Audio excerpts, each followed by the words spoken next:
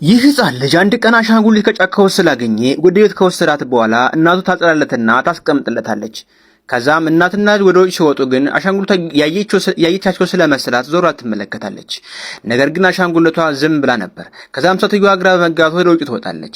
የሆነ ቀን ከእንቅልፏ ስትነቃ ሴትዮዋ የሆነ የፒያኖ ድምፅ ትሰማለች። እንደሰማችም ወደ ውስጥ ስትገባ ልጁ ፒያኖ እየተጫወተ ነበር። ከዛም ሴትዮዋ ተመልሳ ትወጣለች። በጣም ግራ እየተጋባች ነበር ሴትዮዋ። ከዛም በመቀጠል ግን አንድ ቀን ይህ ልጅ ወደ ጫካ ሄዶ እንደሚጫን ለመጫወት እንደሚፈልግ ይነግራታል። እሷም እሺ በማለት አብሮ ጫካ ትሄዳለች። ከሄደች በኋላ ግን የሆነ ውሻ ያገኛሉ። ያ ውሻም በጣም የሚጮህባቸው ነበር። ወዲያውኑም የሆነ ሰው ይመጣና ለምን ወደዚህ ገባችሁ? እዚህ እኮ በጣም የተከለከለ ቦታ ነው ይላቸዋል። ከዛም እነሱ በጣም ፈርተው ስለሆነ ይወጣሉ።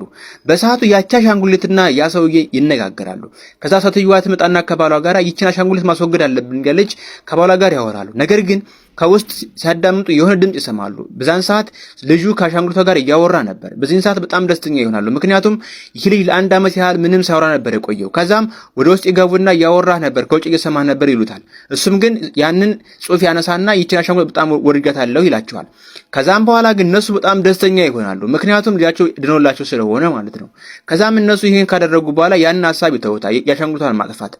አንድ ቀን ይቺ ሴትዮ ተኝታ ሳለ የሆነ ድምጽ ትሰማለች። ከዛም ትሰማና ለሌት ቀስራ ስትነሳ ግን ወደ ውስጥ ገባ ወዲያውኑ አሻንጉሊት ተቀምጣ ታገኛታለች። ከዛም ይህች ሴትዮ ልክ እንደቆመች የሆነ ሰው ይመጣና እሷን ይዝና እያንገራገራት ነበር።